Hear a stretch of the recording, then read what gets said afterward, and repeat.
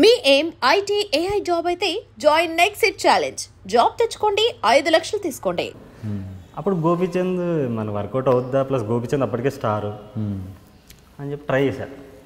ఒకసారి ఫోన్ చేశాను, phone lift చేశాడు. సార్ నా పేరు అయితే నేను షార్ట్ ఫిల్మ్ చేశాను, అద్భుతంగా ఉంటుంది, మీరు ఒకసారి చూడండి అంటే కట్ చేసాడు ఫోన్. తర్వాత మెసేజ్ పెట్టా, 4-5 మెసేజ్ పెట్టా, రిప్లై ఇవ్వాల. వాళ్ళ ఇంటికి వెళ్ళా, సీనియర్ కాలనీలో ఫ్లాట్లో ఉండేవాడు. ఇంటికి వెళ్ళి తలుపు కొడితే వాళ్ళ మదర్ తీశారు. సార్ గోపీచంద్ ఇమ్మన్నాడండి, ఇది చాలా ఇంపార్టెంట్, ఆయనకు ఒకసారి ఇవ్వండి అని చెప్పా.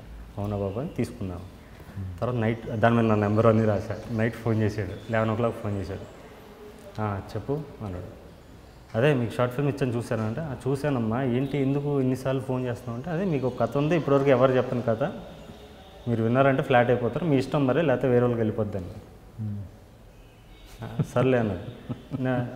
ఫోన్ కట్ చేస్తాడు. నెక్స్ట్ డే మార్నింగ్ 9కి ఫోన్ చేశాడు. బుజ్జికి కథ చెప్తావా అన్నాడు. బుజ్జి తనకి గోపిచందనా?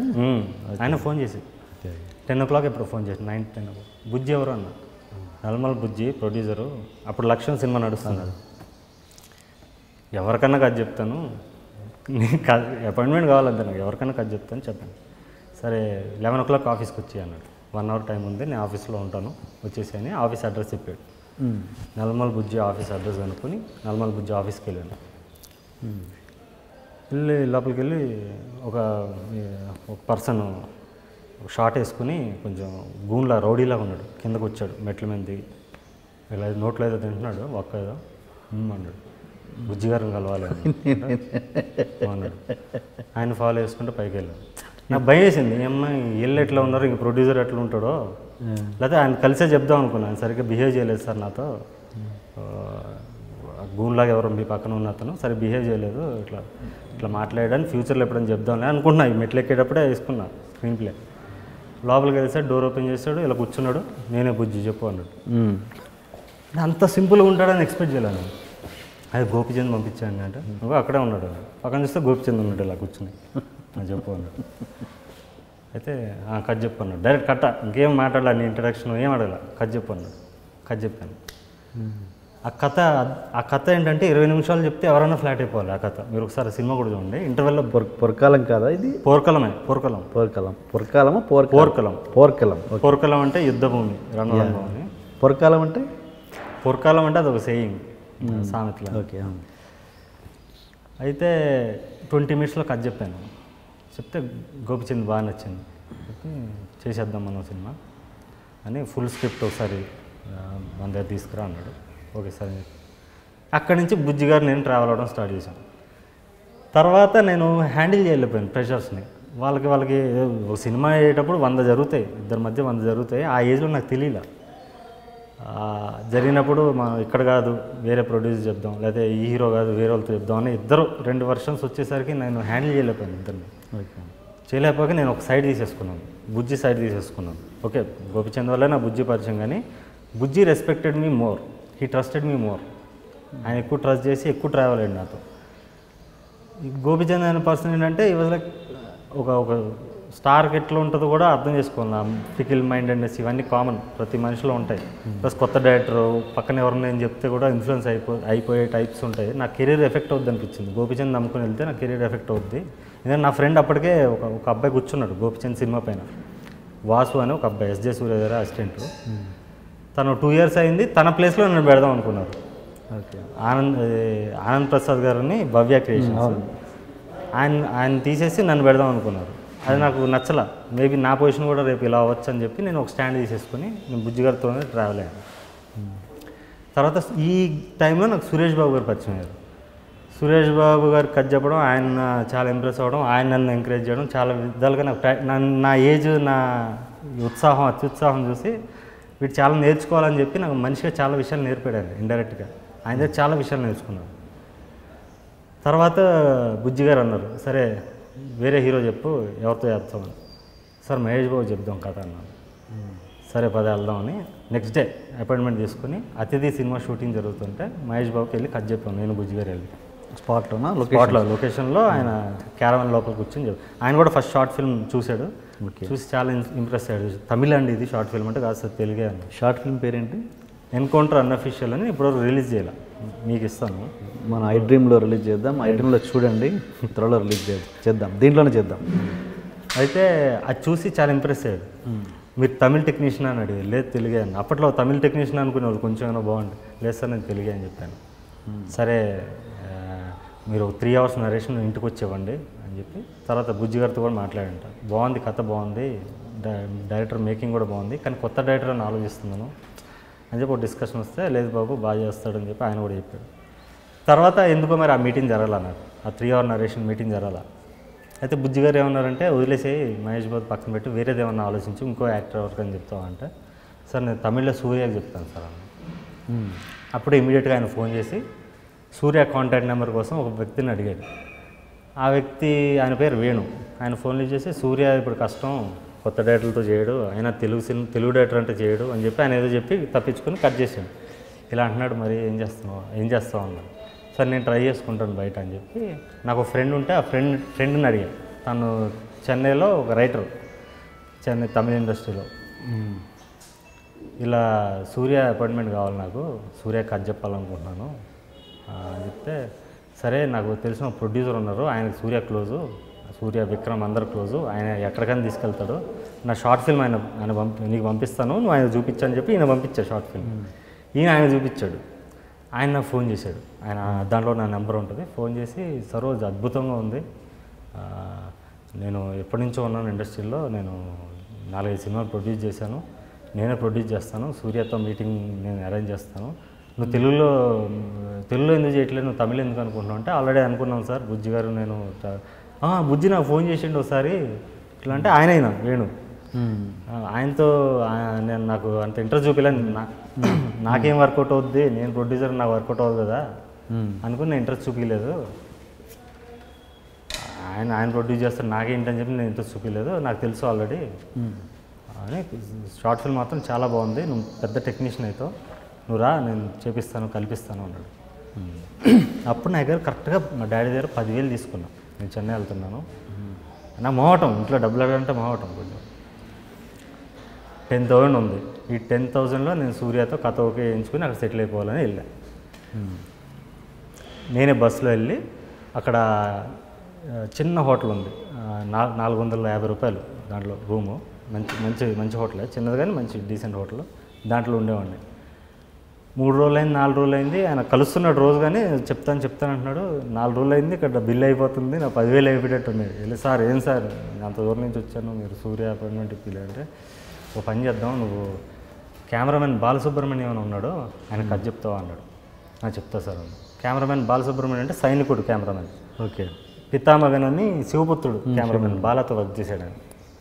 ఆయనకి వెళ్ళి ఫస్ట్ మళ్ళీ షార్ట్ ఫిల్మ్ చూపించాం. చూపించి చాలా ఇంప్రెస్ అయ్యాడు. సినిమాటోగ్రఫీ బాగుంటుంది అంటే, షార్ట్స్ అవి బాగుంటాయి, అసలు అద్భుతంగా ఉంది, చెప్పు కథ చెప్పు అన్నాడు. నేను కథ చెప్పాను ఆయనకి, సూపర్ ఉంది కథ, నేను మాట్లాడతాను, నేను సూర్యతో మాట్లాడతాను, విశాల్ ఓకేనా నీకు అన్నాడు ఆయన.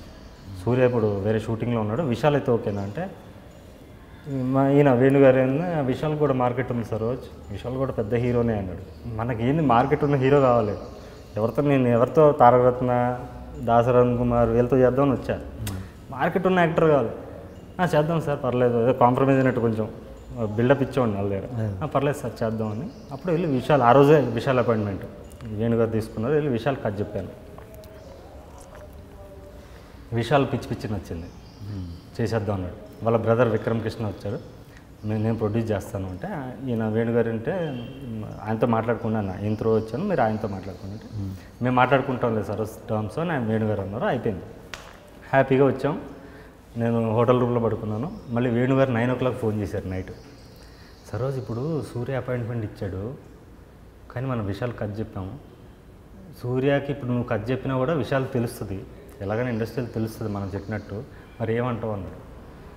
నా ఏజ్ ఎంత 19, నాకేం తెలుస్తుంది అని చెప్తే, సార్ విశాల్ కన్నా సూర్య పిస్తారు చెప్పేద్దామని. సరే పదా అని వెళ్ళిపోయాం. నైట్ 11 o'clock వెళ్ళాం. ఆ రోజే 9 ఫోన్ చేసాడు, 11కి వెళ్ళిపోయాం. Surya next day morning Surya son of Krishnan అని వారణమాయరం సినిమా యూఎస్లో షూటింగ్ ఉంది, నెక్స్ట్ డే యూఎస్ వెళ్ళిపోతున్నాడు ఆయన. బాలసుబ్రహ్మణ్యం గారు అంత స్ట్రాంగ్గా చెప్పేసరికి ఆయనకు కూడా ఇంట్రెస్ట్ అయ్యి ఏదో బాగుంటుందేమో, కథ బాగుంటుందేమో అని సరే అని పిలిచాడు. వాళ్ళ ఇంటికి వెళ్ళాం. తలుపు కొడితే తలుపు తీసాడు. ఇంతే ఉన్నాడు ఆయన హైట్. సూర్య అంటే నేను ఓకే మీడియం అయినా చాలా చాలా పొట్టి. ఏం సార్ ఎలా ఉన్నాడంటే మరి అలాగే ఉంటాడే, చెప్పాను కదా విశాల్ హైట్ ఉన్నాడు, మరి ఏంటి వచ్చేసాం మరి ఏం చేస్తుంటే పర్లేదు చెప్తా ఉండే మేనేజ్ చేస్తాను అని చెప్పి కథ చెప్పాను.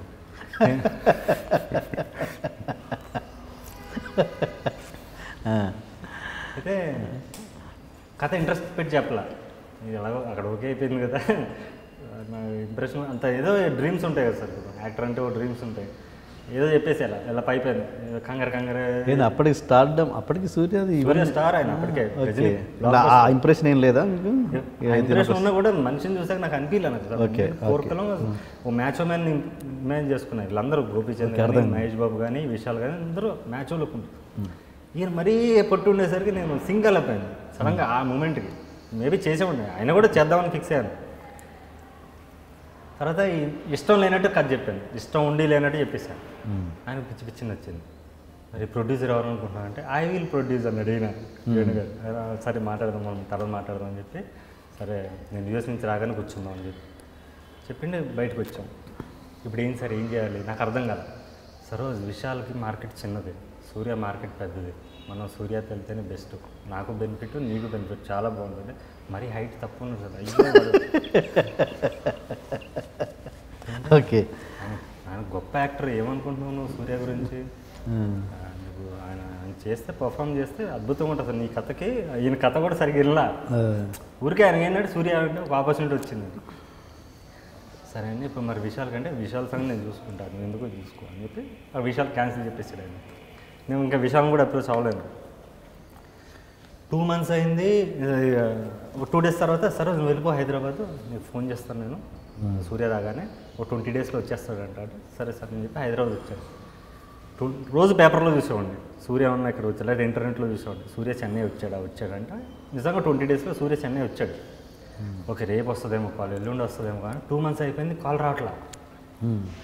వేడి గారు ఫోన్ చేశారు, ఏం సార్ కాల్ రావట్లంటే నా ఫోన్ కూడా లిఫ్ట్ చేయట్లేదు, ఏంటో మరి సూర్య నెంబర్ నీకు పంపిస్తాను, నువ్వు ఒకసారి ఏమన్నా మెసేజ్ పెట్టు కాల్ చేయాలి.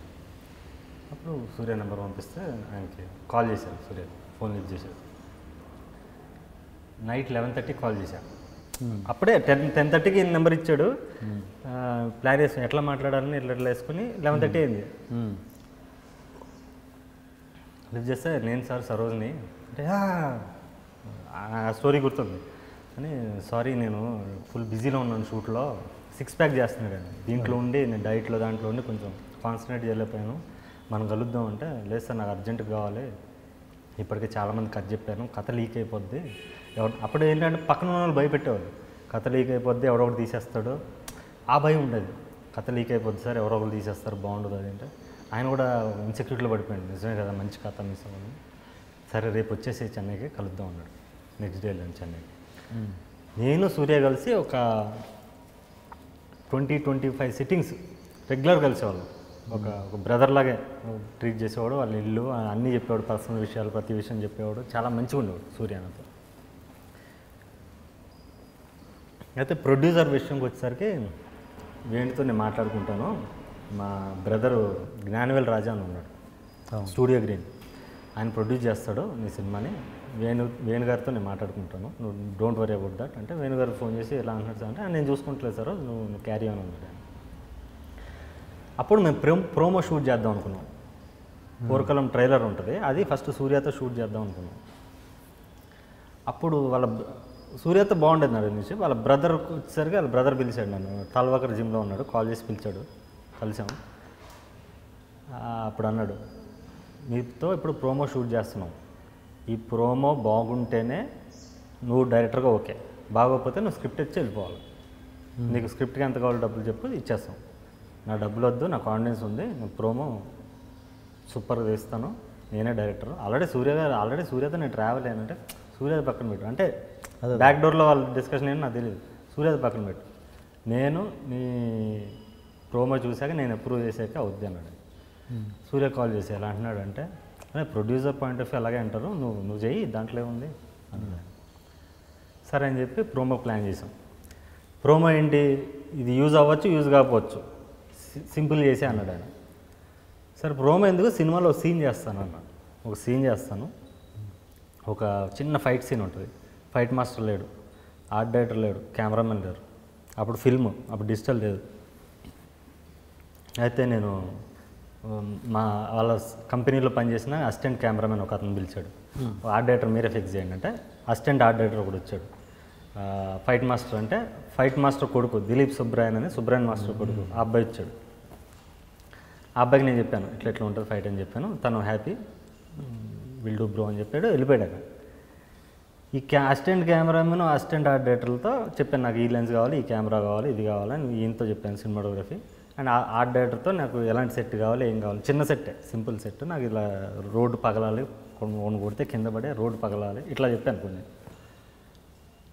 చెప్తే వాళ్ళిద్దరు ఏంటంటే వాళ్ళ కంపెనీలో ఎంప్లాయీస్ కదా, కంపెనీ ప్రొడ్యూసర్ని ఇంప్రెస్ చేయడానికే వచ్చున్నారు. వాళ్ళు వచ్చిన దగ్గర నుంచి వాళ్ళు ఏంటంటే అదే జ్ఞానరాజు వచ్చి మొత్తం బడ్జెట్ వేసుకుంటే 2,25,000 అవుతుంది మొత్తం ఆ సీన్కి, 1 డే షూట్కి. నాది బడ్జెట్ 1,00,000లో చేయాలి నువ్వు అన్నాడు. ఫిల్మ్ స్టాక్ ఉంటుంది, మళ్ళీ దాన్ని ఇంకా బ్యాక్గ్రౌండ్ మ్యూజిక్ ఉంటుంది, దాన్ని ప్రాసెసింగ్ ఉంటుంది, చాలా పనులు ఉంటాయి. నాకు 1,00,000లో చేయాలండి. సార్ 1,00,000 అవ్వదు అంటే, అండ్ కెమెరామెన్ పిలిచి అది ఇది ఎట్లా, అది అవసరం లేదు కదా, ఇది అవసరం లేదు కదా అంటే, అన్నీ అవసరం లేదు, ఓకే నో ప్రాబ్లం, అది అవసరం లేదు సార్ అన్నాడు. నాకు అది ఎందుకు అవసరం లేదు, అది అవసరం, అది లేకపోతే నాకు ఆ ఫీల్ రాదు, నాకు మిర్రర్స్ కావాలి, మిర్రర్స్ అవసరం లేదు అంటాడు. నాకు మిర్రర్ కావాలి, దానికి రీజన్ ఉంది దాన్ని పెట్టడానికి. ఆర్ట్ డైరెక్టర్ నాకు ఇలా కావాలంటే ఇది ఎందుకు రోడ్డు పైన గ్రాఫిక్స్లో చేసుకోవచ్చు, లేకపోతే తర్వాత చూసుకోవచ్చు, నాకు గ్రాఫిక్స్ రియలిస్టిక్ కావాలి. సో అక్కడ నాకు వర్కౌట్ అవ్వాలి.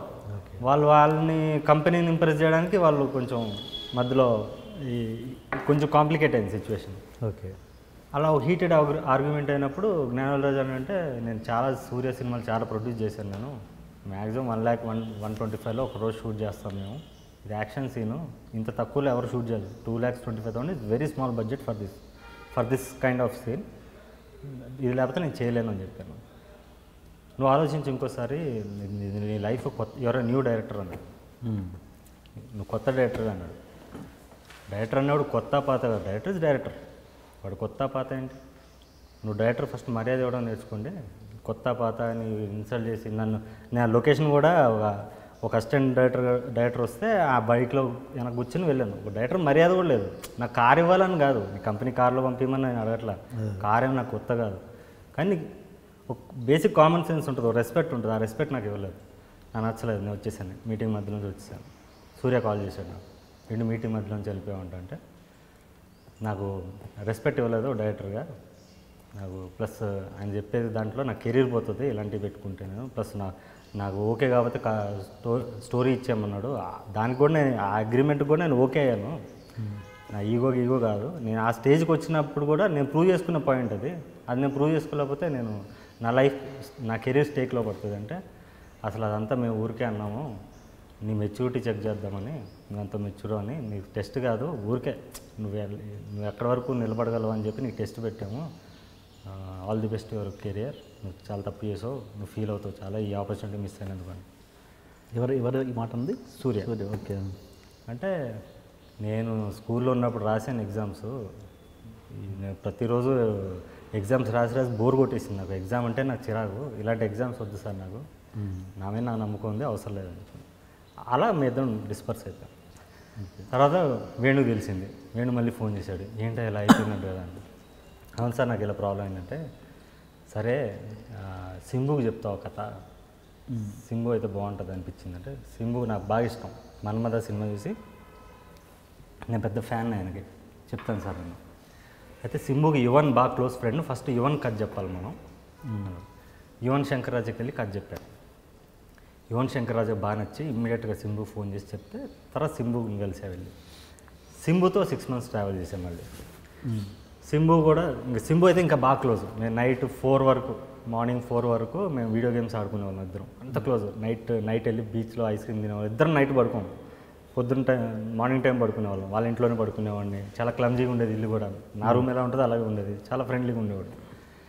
సింబుతో ప్రాబ్లం ఏంటంటే అప్పుడు ఎవరు ప్రొడ్యూసర్స్ రావట్లా ఆ టైంలో, సింబు అప్పుడు కొంచెం దీంట్లో ఉన్నాడు, డౌన్ఫాల్లో ఉన్నాడు, ప్లస్ ఆయనకి కొన్ని ప్రాబ్లమ్స్ కూడా ఉన్నాయి, షూట్కి టైంకి రాడు, డిసిప్లిన్ లేదని చెప్పి కొన్ని ఎలిగేషన్స్ ఉన్నాయి.